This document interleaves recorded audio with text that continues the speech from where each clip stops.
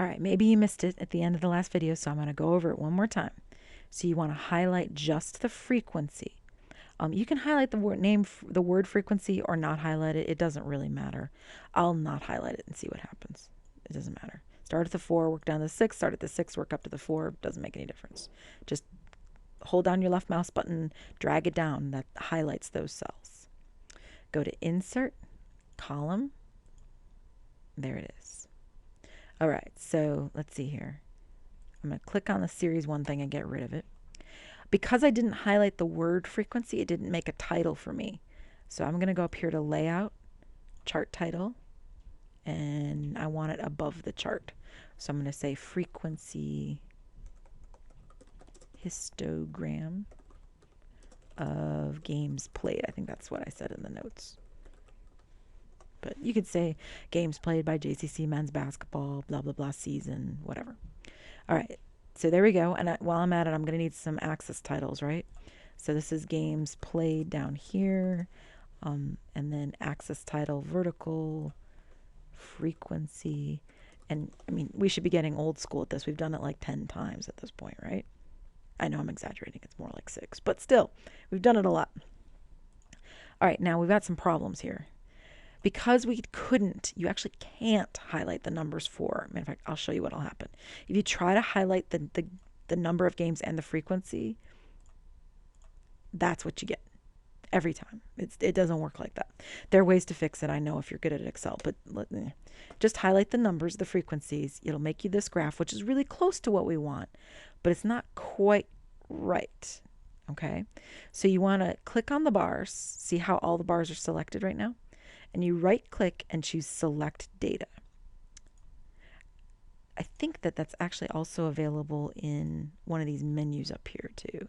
Yeah, right here. Under the Design menu, click Select Data. That's another way to do it. And your horizontal category, that's down here, I want those categories labeled differently, right? Horizontal category axis labels. Right now it's doing 1, 2, 3, 4, 5. I don't want that. So I'm going to click on Edit.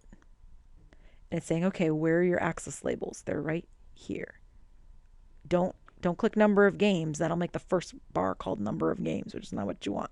So you want 4, 5, 6, 7, 8, 9, and say okay. See, and then you can see 4 is your first one, 5 is your second one, and so on. And say okay. And there we go. That's better. Okay, now we still have a problem because this is a number line. It is, hold on, let me bring up a picture real quick. It is this, right? It's the number line. You're starting at 4 and you're looking to 12, right? All the rest of the stuff is missing, but that's where your graph is at. When I look at this, not this horizontal line down here, that's the x-axis. I mean, that's we don't call it that, but that's what it is, right? It's a number line. So it's got 4 and 5 and 6, and so you need, for example, if one of the players was at 11, you need 11 to go all the way up to the edge of 11. I mean, the way it looks now, it looks like if you're at 11.5, you kind of fall into a no man's land, which of course you do, because there is no such thing as 11.5 games played. You either play 11 or you play 12. It's the nature of discrete data is that you have to have everything in either this bin or this bin, but you can't have the empty spaces in between, right? That doesn't make any sense. All right, so how do you fix it? You right click on the bars, go to Format Data Series, and see where it says gap width. I'm going to make that much lower. I'm going to drag it down to 0. And you can see behind it, see how it made them touch?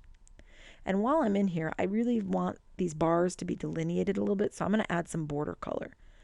Border color, solid line. We did this back in the 2-1 videos, I know.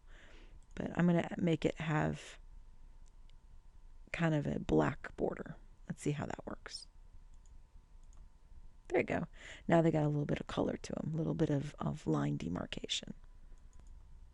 If that's not thick enough for you, you can right-click, go to Format Data Series.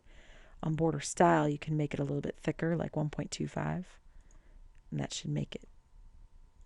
There we go. I think I clicked off of it, so close. There we go. Now they're a thicker border. All right, so we made our first histogram. If you want to play with the colors, feel free. But once you do that, the border disappears, and you got to go back in and do the border thing again every time. All right, see you here.